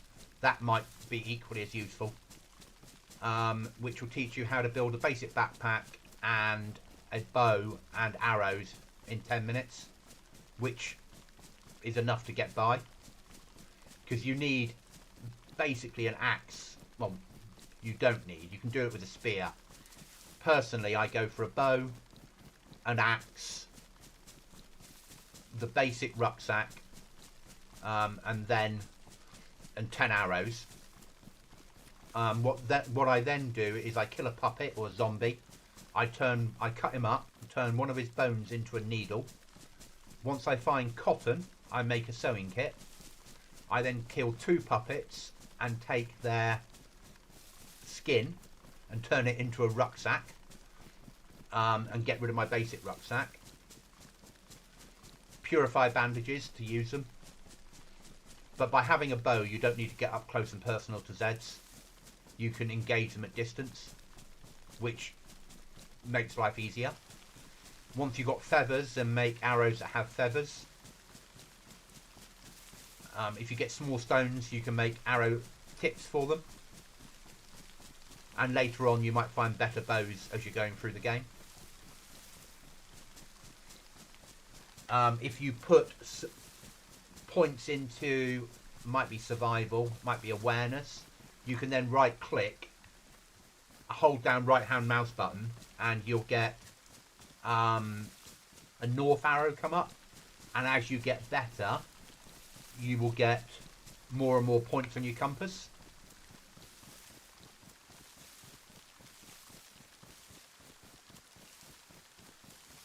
That makes navigation easier.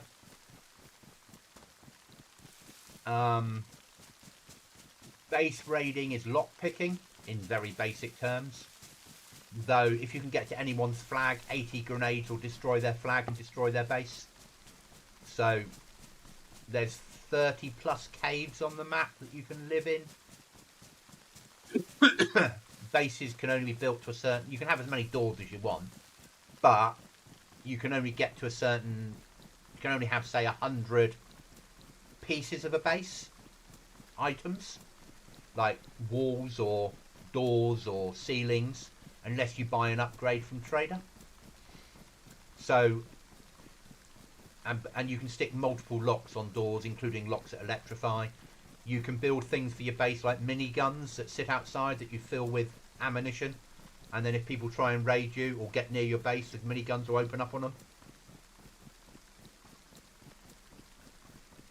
Cars, bikes, motorbikes, 4x4s, aeroplanes, boats, all available. Farming. Build a full-on farm.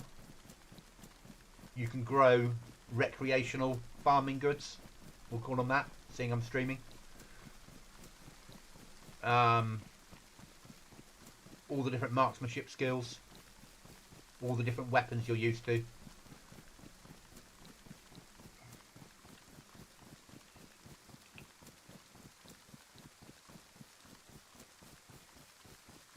But it's a hard game. It makes Dayz feel easy to learn.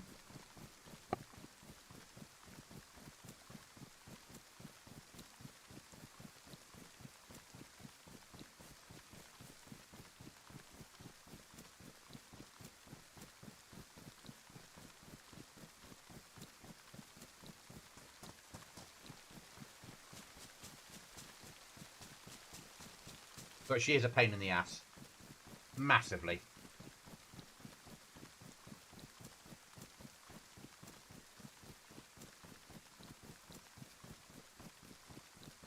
But at the moment, I'm playing solo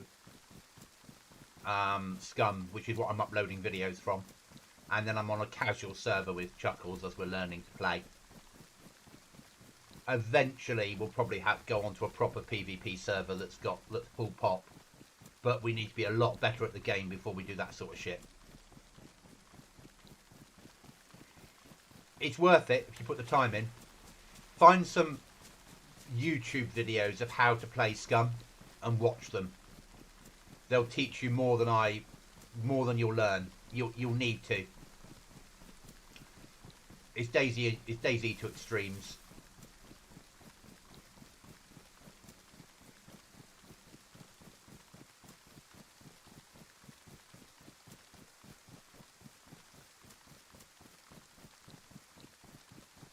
You know, I'm running Dayz tonight, but I'm missing Scum. I really am.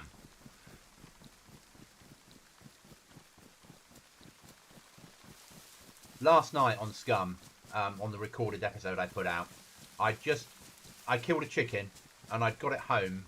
I butchered it and I was working out how to cook it and light a fire. And I eventually got the fire lit and I put the chicken on skewers and I started cooking it. And then the entrails of the chicken attracted a bear to my location. So then I had to fight a fucking bear. So I killed the bear and then I cut the bear up and it was too big, too much meat for me to carry and too heavy. So I then had to drag just little steaks of it back to my fire and cook them.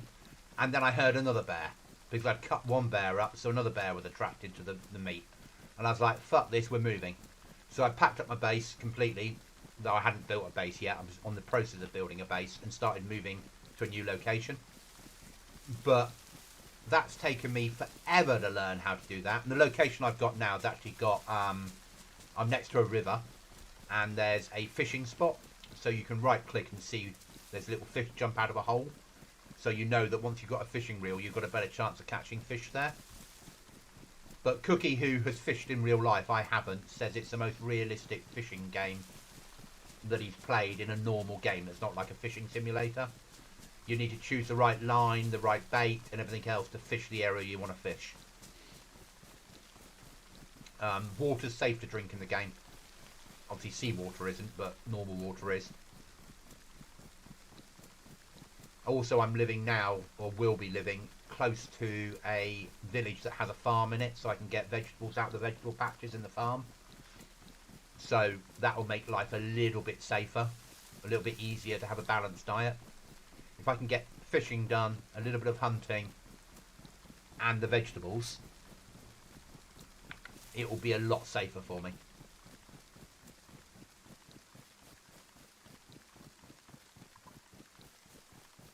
That's good. It's really good. Get me a fridge. And we could go and sell it, but yeah.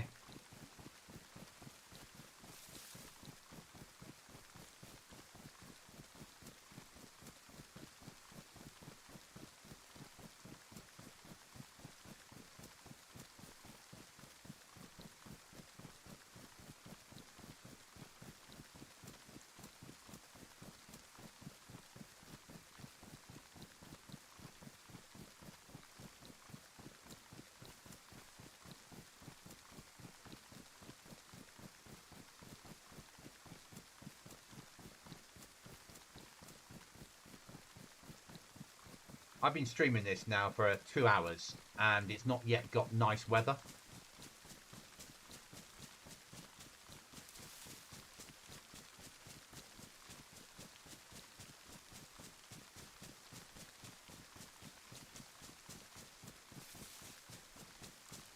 All of those 2 hours it's been godforsakenly awful weather.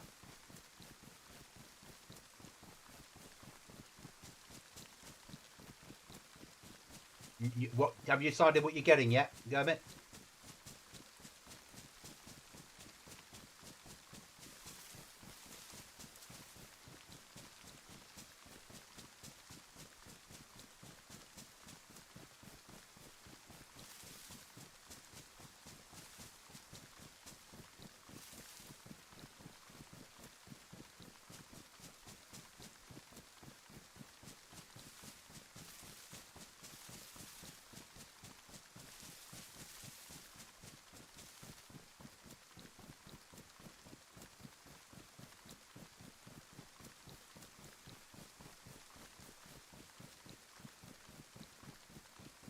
AMD 970 XT. Okay. You get, as I've said all along, you get more for your money with AMD over Nvidia. 100%. You get, for the price you pay, you get more. But if you want to stream and make content at a higher level, it's easier with Nvidia. But if you're pure gaming, AMD all the way. Value for money is unbelievable. And I don't know the AMD cards, but their new cards are awesome.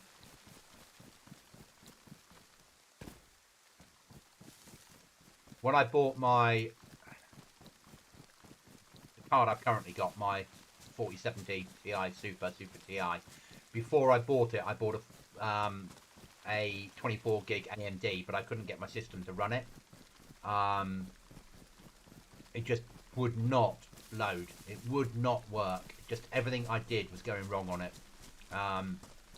So I ended up eventually returning it and getting a 3080, which just worked straight out the box, and getting a refund of the difference.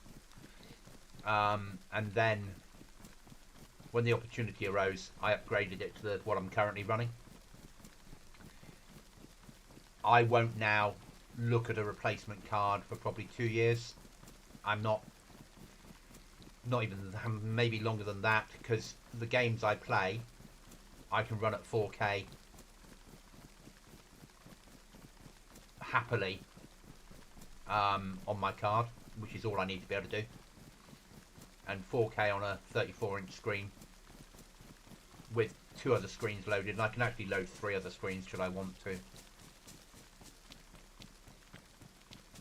I've done it in the past without any problems.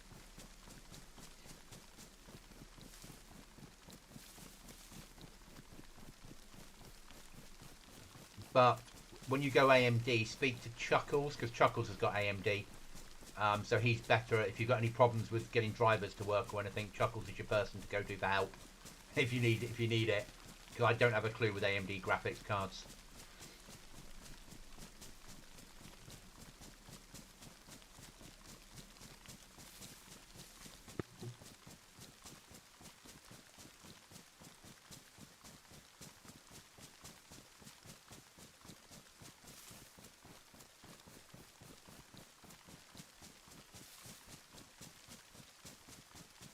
I'm AMD CPU all the time.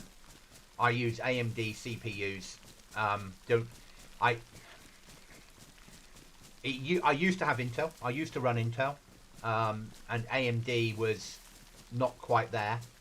Now AMD, bang for buck on CPUs, outperforms Intel hands down. I'm looking forward to Nvidia are hinting at a consumer CPU sometime, maybe next year, maybe the year after, and that's the one that I'm looking forward to, is what Nvidia do in the CPU market for consumers. They make them now for servers, seeing what they do when they bring it to our world, because I think that could be amazing. But you know, the CPU and GPU I've got are both amazing. They both do a really good job. But I've been AMD now. My last Intel was a Intel 5 series. Probably on 13 now, or 14 now. It's probably, yeah, it was probably 5 series that I last had an Intel. I've been AMD ever since. I love my little AMD. And last time, AM4, I had one down from the top. On AM5, I'm running the one that everyone last year wanted, that was like, buy this one, buy this one, buy this one. And that's the one I've got. And it works really well. But then also I'm running 64 gigs of RAM, DDR5, but pure and simply for video editing and working in things like Dayz Editor. Because in Dayz Editor, if I only had 16 gigs of RAM or 32, I would load stuff in to work on it and my machine would just crash. It wouldn't be able to handle the amount of stuff that I was doing. What you guys get when you run around the server is it just works. When I'm trying to edit it and move assets, and I've got like, I suppose at times 10,000 items on the map that I'm editing and playing with, you need a lot of RAM to keep it happy. But you don't need a massive amount of RAM for gaming yet. It'll come. You know, there are games now that ask for 32 gigs of RAM. Stalker 2 being a good example. As we go forward, more games will ask for more RAM.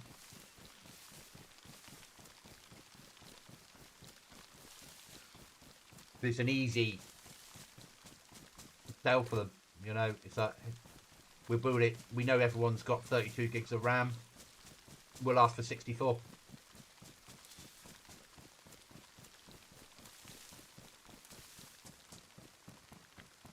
Right then, the eyes and ears open, guys, because we're running through Freshieville. And when you're a freshie, you have nothing to lose.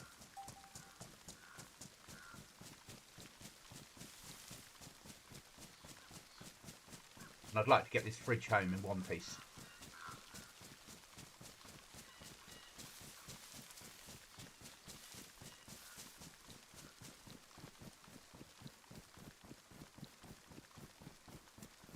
So I've only got plate on. Got a nice helmet, but I've only got plate on.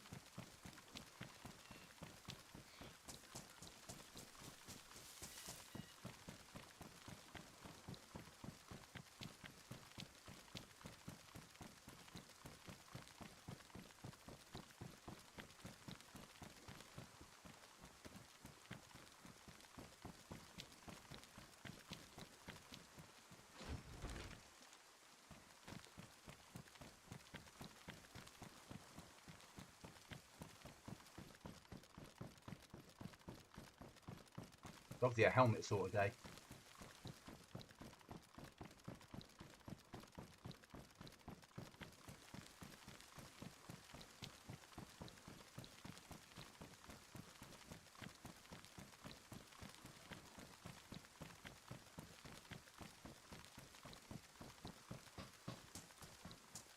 Come on, Goblin.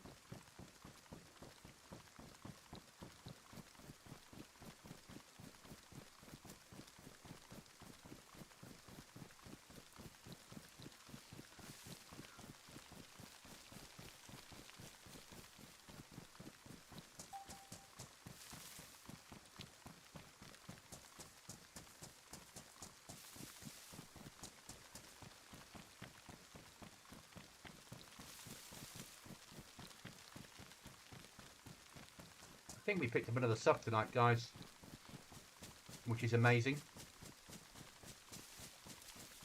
But I'm starting to pick up scum. Scum is starting to generate subs for me, which is nice as well.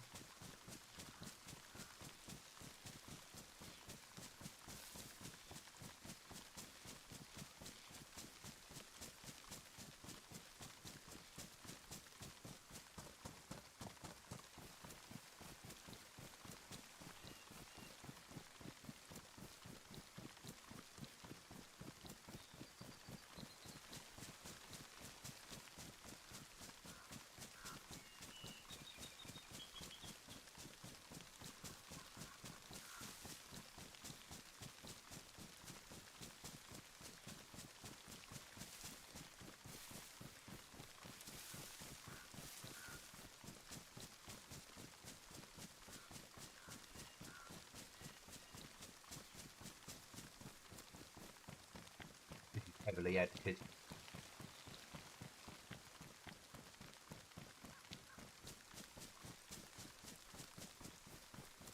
Wouldn't surprise me if there's a base in here somewhere.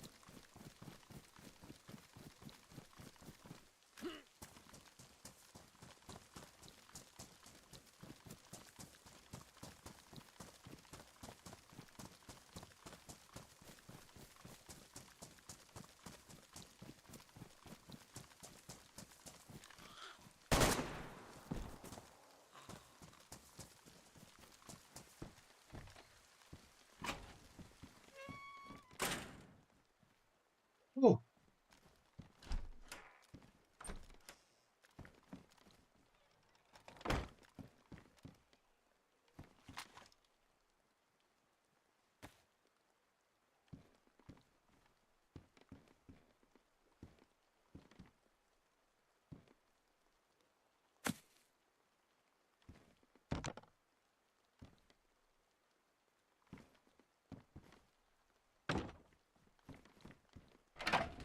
happy with that. It's been a good little run.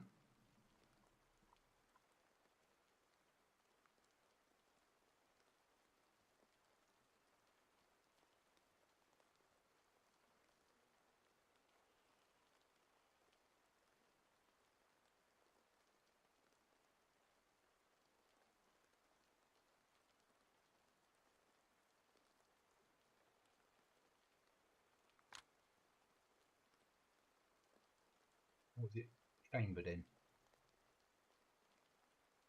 5.45. Okay, right then.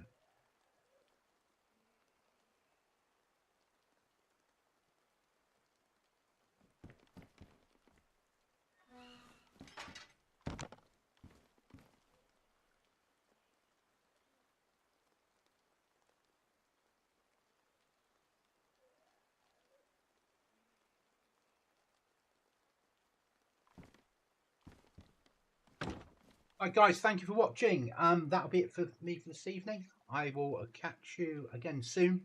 More than likely won't be doing any Dayz run now till the weekend. Might do a run Saturday evening on a random server. Probably won't be this one. We'll be producing some scum content and working on GoblinZ. Thanks for the sub, thanks for the interaction, thanks for the chat. Remember, if you've got a goblin in your sights, miss.